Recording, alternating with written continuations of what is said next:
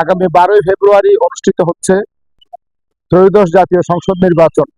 আপনারা জানেন ইতিমধ্যে সারা কক্সবাজার সহ সারা বাংলাদেশে এই যে নির্বাচনের একটি রব উঠেছে, সাধারণ মানুষের মধ্যে নির্বাচনের একটি আমেজ ইতিমধ্যে তৈরি হয়ে গেছে।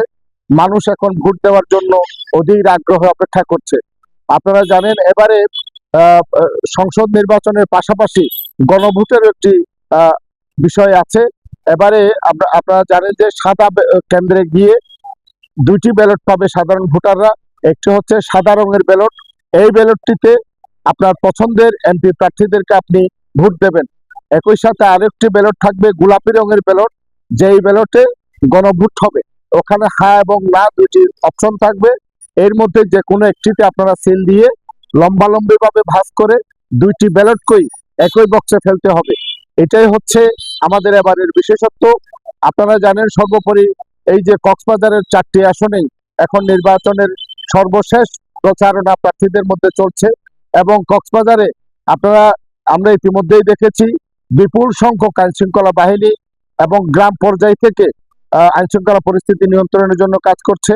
কক্সবাজার শহরের বিভিন্ন মোড়ে তারা টহল দিচ্ছে। ইতিমধ্যে অনেক অপরাধীকেও তারা আইনের আওতায় নিয়ে এসেছে এবং একটি সুষ্ঠু সুন্দর নির্বাচনের জন্য প্রশাসন প্রস্তুতি নিয়েছে বলে আমরা মনে করছি। আমরা আশা করি একটি সহিংসতাপূর্ণ সুষ্ঠু সুন্দর পরিবেশে এবারে নির্বাচনটা অনুষ্ঠিত হবে এবং সাধারণ মানুষের যে প্রত্যাশা সেটি পূরণ হবে, সেটাই কক্সবাজারের মানুষের প্রত্যাশা। আমি আবারও বলছি, এখানে সাদা রঙের যে ব্যালট, এটি হবে এমপি প্রার্থীদের পছন্দের, আপনাদের যে পছন্দের এমপি প্রার্থী আছে তাদেরকে ভোট দেবেন, তাদের সিলের প্রতীকের উপরে আপনারা ভোট দেবেন, সিল দেবেন।